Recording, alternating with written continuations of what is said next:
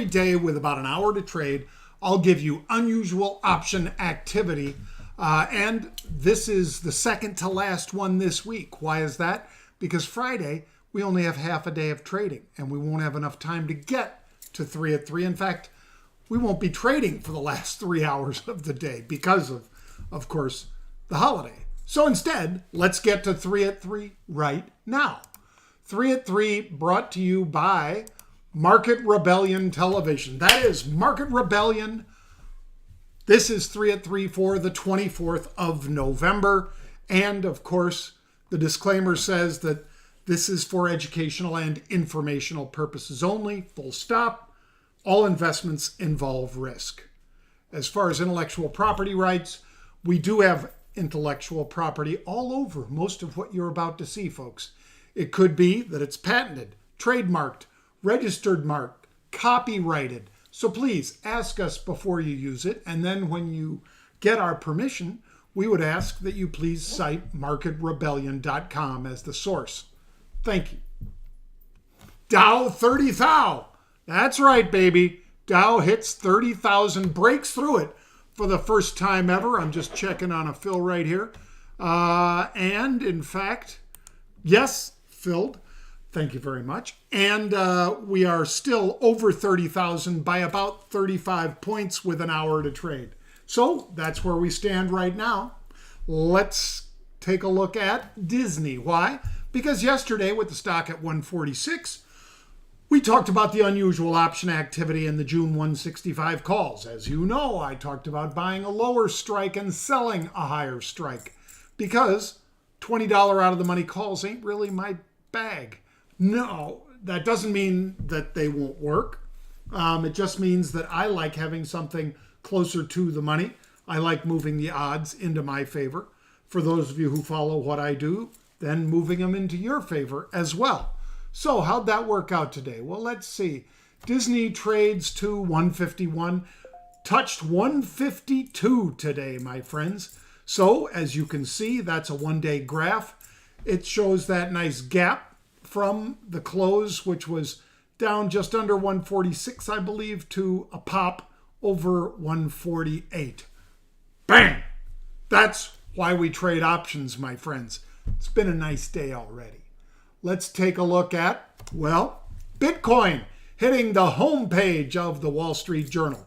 Now, many of you know, and many of you have heckled me for being a Bitcoin supporter, for being an investor in digital assets, and for those of you who have, let's see, I bought my first digital asset at 300. That was Bitcoin.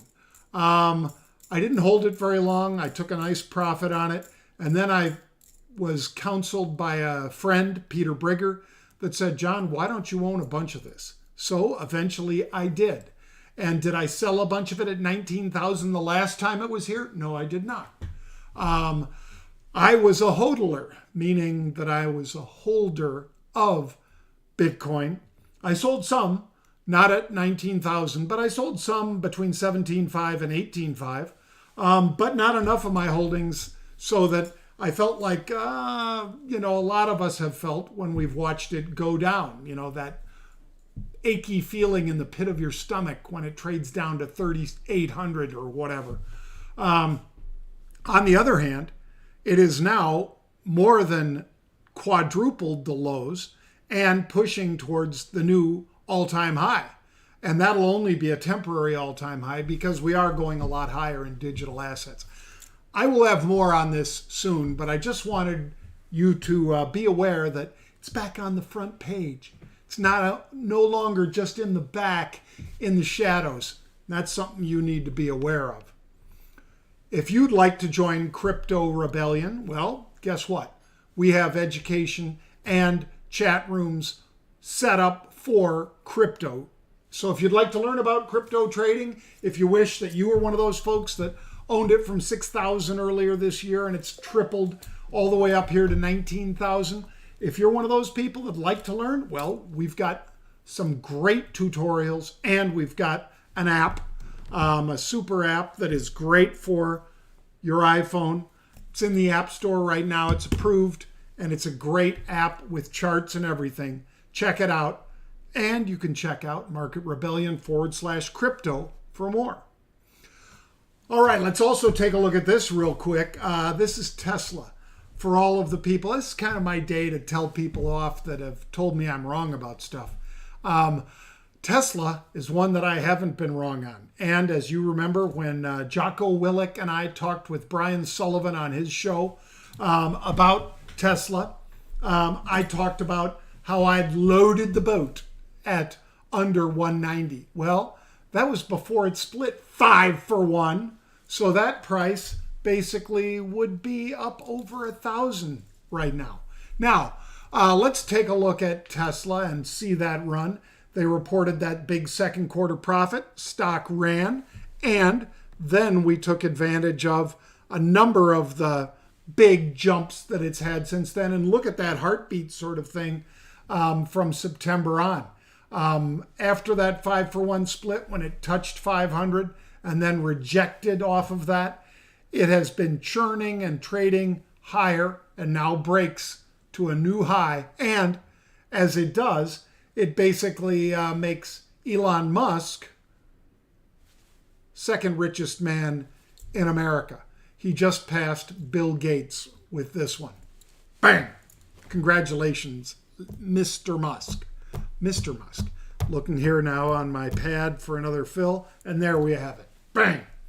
Let's check out today's 3 at 3 unusual activity, shall we? Well, let's see. I was on the halftime report today talking about, well, some big options, and I had 2 trades that I wanted to detail for folks today, and I did. The first, well, actually, this is in reverse order, but Rocket Mortgage, RKT. They have more than just mortgage lending. They are a big lender, and Rocket, RKT, they were buying the December 21 calls. You see there a big amount of them trading, and these calls expire next Friday. Not this coming with the 27th, which will be shortened up by, of course, the Thanksgiving holiday, but next Friday, December 4th. Here is the graph of Rocket, and there you see a nice little, 1 month graph that shows it coming off of 20 just about a week ago and moving up through 21 and pushing towards 22. And what were they buying? Well, they were buying those 21 calls. Remember, December 21 calls that expired December 4th. So, already in the money here, and I have not taken profits yet in this one. Let's get to the second of our 3 at 3, which would be Sabre. Sabre, which has the software for booking hotels and, of course, booking airfares. Sabre Corp, SABR, has been one that I've been in multiple times this year. Back in it, happy to be back in it. It's still less than half the price that it was on the highs, which was prior to everything shutting down in travel, which is not surprising, but making a nice 7% move today. And what were they buying? Well, they were buying the January 1250 calls. Look at how many of those. 39,000, almost 40,000 just moments ago of those Sabre 1250 calls. You think somebody's bullish on this one? Yeah, I think so too. And I'm one of those people bullish on Sabre. So I bought more calls. And as you guys know, I am a buyer of at the money calls much more than I'm a buyer of out of the money calls. And in the case of Sabre, with the stock at 11.45, you had opportunities to buy these basically $1 less than where the stock was, where these options were struck at the 12.50 strike. I will probably be in these options in the neighborhood of almost 2 months. I like the upside here. I think the vaccine's going to be fabulous for the reopening play, and this is one of many reopening plays that I've got on right now. Here is a chart of Sabre right now. As you see it moving up from early November and late October when it was 6 to almost doubling since then. Bang! That's what I'm talking about. All right, let's get to the third of our 3 at 3. QQQ. All right, as you know, every option's for 100 shares of stock. So when somebody buys 24,000, that is 2.4 million share equivalent. They're buying the December 300 calls. Next week, December 300 calls. So they're basically saying between now and next Friday, we're going to see a pop to the upside, even bigger, a continuation, if you will. They bought these 2.4 million share equivalent. Again, every option is for 100 shares of stock. That's a big trade, folks. 2.4 million times $1.13 means that somebody put down 2.5 million, $2.6 million in a single trade. I want to follow those people. Here's a graph that shows you the progression from just the last couple days when November 23rd, as you can see there, it was down around 288, it's moved up to 294, and looking like it wants to keep up, moving from the lower left to the upper right, as my friend Dennis Gartman has said many times. Question time. All right. Questions? Yeah, we welcome them. You can send them to us by sending them to me on Twitter, which is at Jon Najarian, or you can send them via 3 at 3, which is the @ sign, the number 3, then the word at, and the number 3. It'll fill in the rest probably, but basically it's _UOA after that. That'll bring you to post questions that we will answer. And as I answer them here, I will post your question as well as my answer. So Bertrand Thompson, Bert says, John, Pete, I know I sound like a broken record, but I keep seeing RH, which is Restoration Hardware, hitting a 52-week high yesterday and today. 3 times last week. Can it sustain this climb? The chart looks like it might be ready to roll over. Well, let me see. I'm going to check over here for our latest and see if when the last unusual activity that we had in RH speculation, Bert. And we haven't had it in a while. So I would tend to join Bert on this one. I like what they do. I like what Lazy Boy does. I like what Wayfair does. I like what Overstock does. But there does come a time to take some of that money off the table. This might be one of those times. Doesn't mean I don't like them. I just haven't seen institutions giving them the endorsement that I would like to see to stick with a trade that has performed so well. So thank you, Bert. Exit. All right. TMH, which is Tama Money Hunter, I guess. All right. Thank you, sir. He's a pro, he says. This is a question I get many times, John. It would be cool to have a fellow pro address it. At what point do I exit an option? Asked by many on what % they should exit an option strategy. Thanks a lot. Thank you a lot, Tama Money Hunter.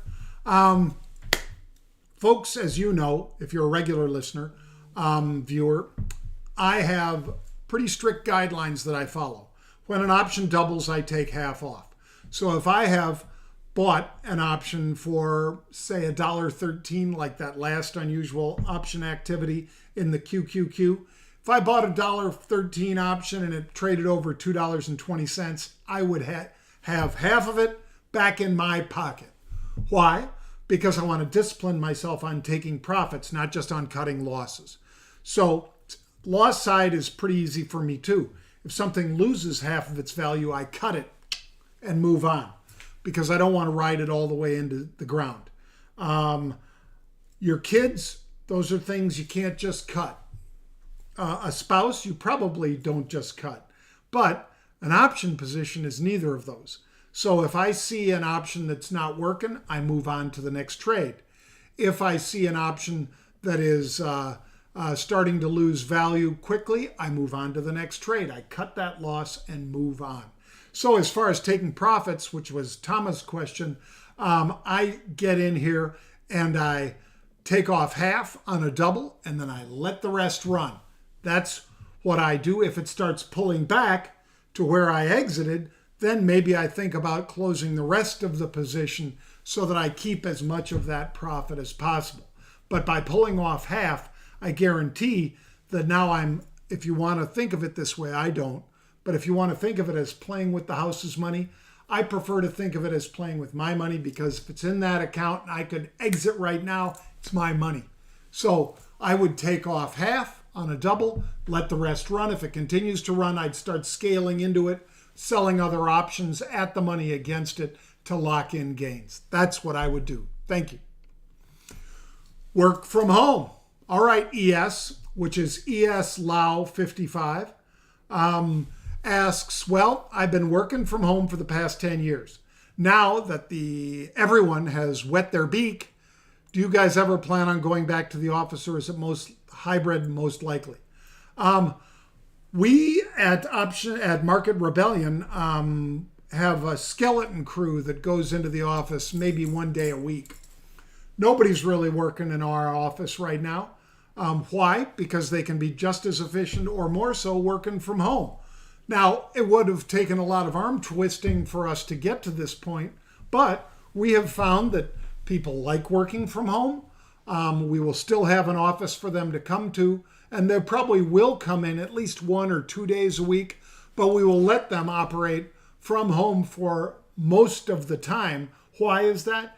Because the commute times, and I can get talent from anywhere around the country for Crypto Rebellion, Market Rebellion, for all of our different properties. And why not let them live where they want to live rather than having to pull them into Chicago? So we'd always had 3 offices, Chicago, New York, Miami. Now we basically have offices all over the country because people work from home. That is their office. So I agree with you. We've wet our beak. We like it. Our employees like it. So we are likely to stick with this. Thank you for asking, ES.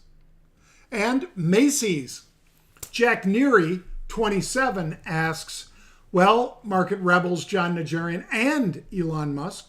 Not quite sure why you included Elon Musk, but love Elon. Again, just past Bill Gates as the second richest American. So I bought Macy's 10 puts that expire on the 27th. Okay. First of all, you were buying in the money puts. At one time, maybe they were anyway. But if they're the ones that expire this week, you need the stock to break down fairly quickly. Yeah, you need a miracle. Could it happen? Yeah. And maybe it happens Friday, because maybe they don't get as much web traffic as they need to justify, since obviously they're going to do a lot more digital than they are in person on the sales.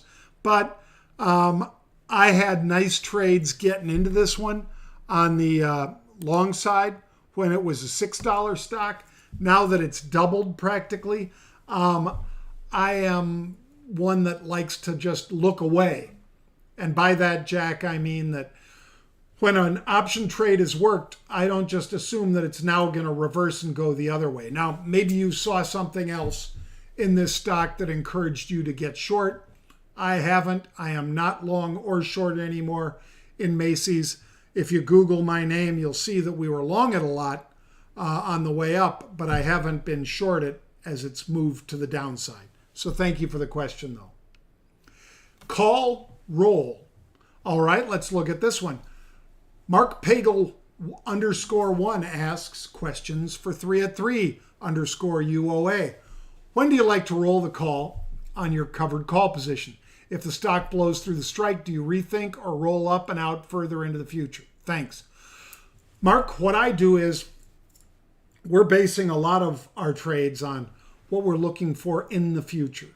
So if I see a position that needs me to roll up, in other words, if let's say I'm in Apple, which I am in.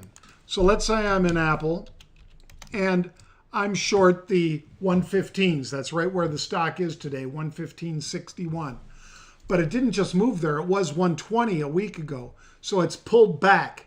But if it had run and just broken 115, I would buy the calls back and roll them up like you've said, because I plan on holding Apple for a very long time.